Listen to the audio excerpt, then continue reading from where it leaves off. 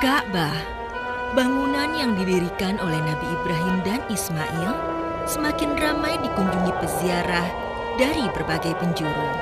Hal ini menimbulkan rasa iri para penguasa negeri-negeri lain di sekitarnya. Di antaranya adalah Abraha, seorang raja besar dari negeri Yaman. Raja Abraha sendiri sudah bersusah payah membuat bangunan yang sangat megah dan indah untuk menandingi Ka'bah. Raja Abraha ingin bangunan yang dibuatnya menjadi tujuan para peziarah itu.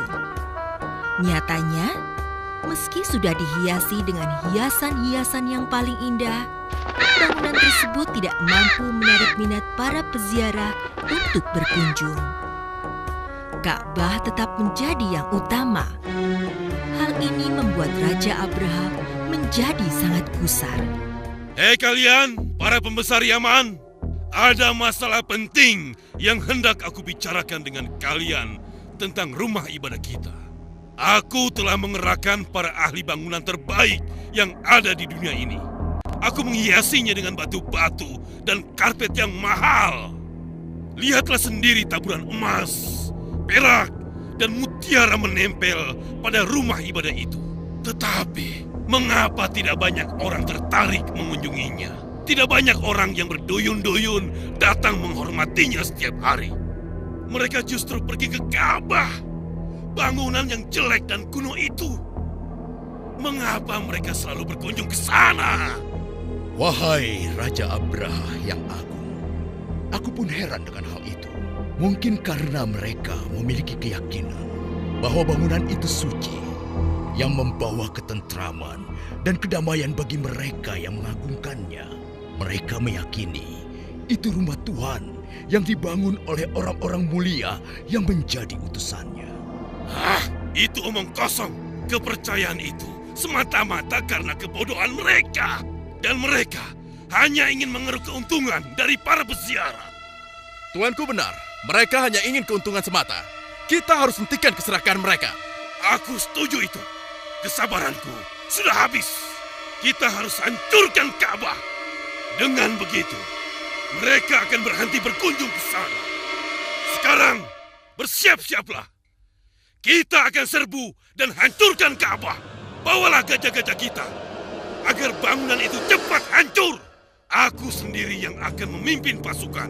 Biar kuratakan Ka'bah itu dengan tanah. Dan para penduduknya berteguk lutut kepadaku.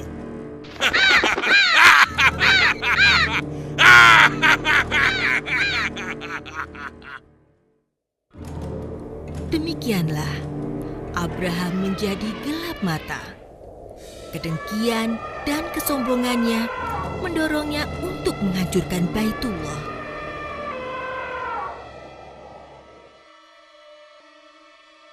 Wahai bangsa Quraisy, Abraha dan pasukannya telah menuju kemari untuk menghancurkan Ka'bah.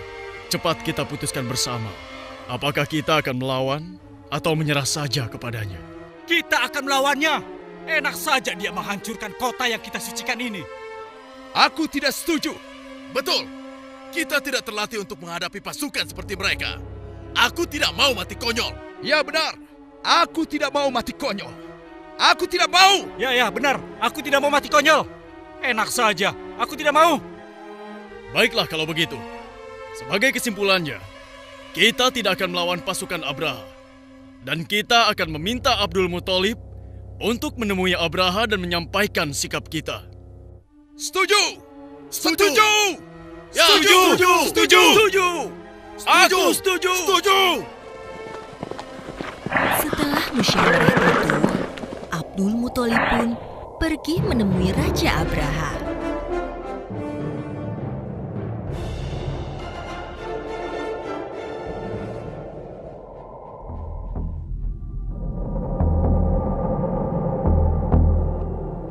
Wahai pemimpin kota Mekah, apa yang hendak kau sampaikan? Wahai Raja Abraha, kami tidak akan melawan engkau. Kami tahu betapa dahsyatnya pasukanmu.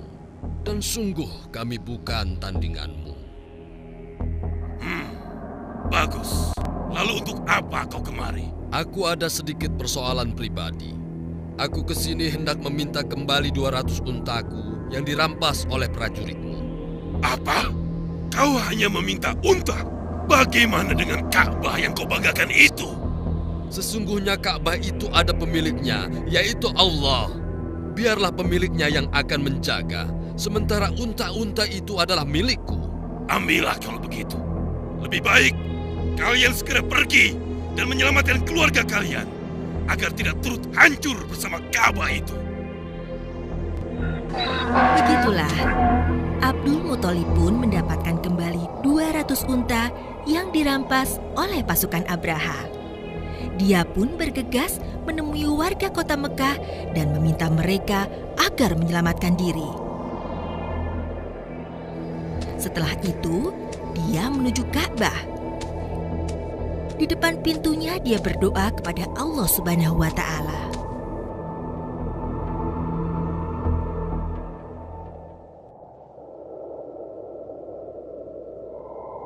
Ya Allah, ampunilah atas kelemahanku yang tidak mampu menjaga kemuliaan rumah-Mu.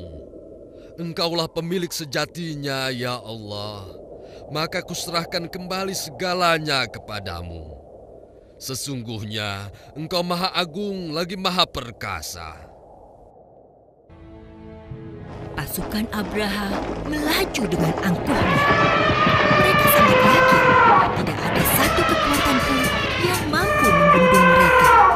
Puluhan ribu pasukan dan ratusan pasukan gajah yang sangat besar merangsak masuk mendekati Ka'bah. Nampaknya kehancuran Ka'bah hanya tinggal menunggu waktu saja. Wahai prajurit-prajurit Yaman yang gagah perkasa, pada hari ini kita akan meluluhlantakkan bangunan bernama Ka'bah dari muka bumi untuk selama-lamanya, dan akan kita paksa seluruh penduduk Arab untuk datang ke kota kita. Para pendatang itu nantinya akan menyerahkan uangnya kepada kita. Kita akan lebih kaya dan hidup kalian akan senang selamanya. Oleh karena itu, majulah kalian dengan gagah berani. Tidak akan ada yang melawan kita, kecuali mereka akan merasakan akibatnya. Kita hancurkan Ka'bah. Kita hancurkan Ka'bah. Ayo, percepat langkah kalian. Atas nama Asura yang agung, hancurkan sekarang juga. Hidup Abraha! Hidup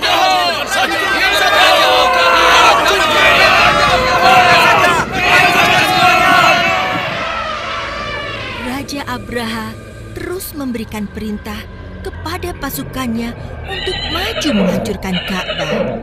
Dan sungguh, pada saat itu tidak ada satu kekuatan pun yang mampu melawannya. Pasukan Abraha pun tertawa penuh sukacita. Namun tiba-tiba, di saat yang genting itu, nampak gumpalan awan hitam di langit yang tadinya cerah. Gumpalan seperti awan itu demikian besar dan menimbulkan suara yang bergemuruh. Gumpalan apa itu? Hei teman-teman, coba lihat. Gumpalan awan di atas itu bergerak dengan sangat cepat ke arah kita. Itu bukan awan. Itu bukan awan. Itu burung-burung. Ya ampun, dari mana burung? Itu. Panas. Aku terbakar. Tolong, panas. Apa ini? Panas.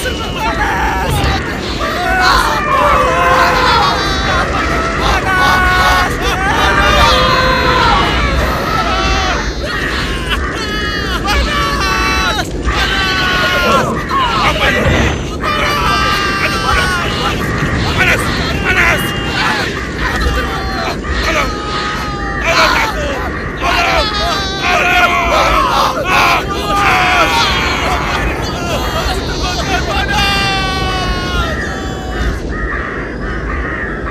Inilah bala tentara Allah yang tidak diduga-duga oleh Raja Abraha dan pasukannya. Atas perintah Allah, burung-burung yang membawa batu dari neraka itu melumatkan pasukan Abraha yang sangat besar. Gajah-gajah mereka pun laksana daun yang dimakan ulat. Pasukan Abraha pun hancur lebur, tak ada yang tersisa. Ka'bah pun tetap tegak berdiri.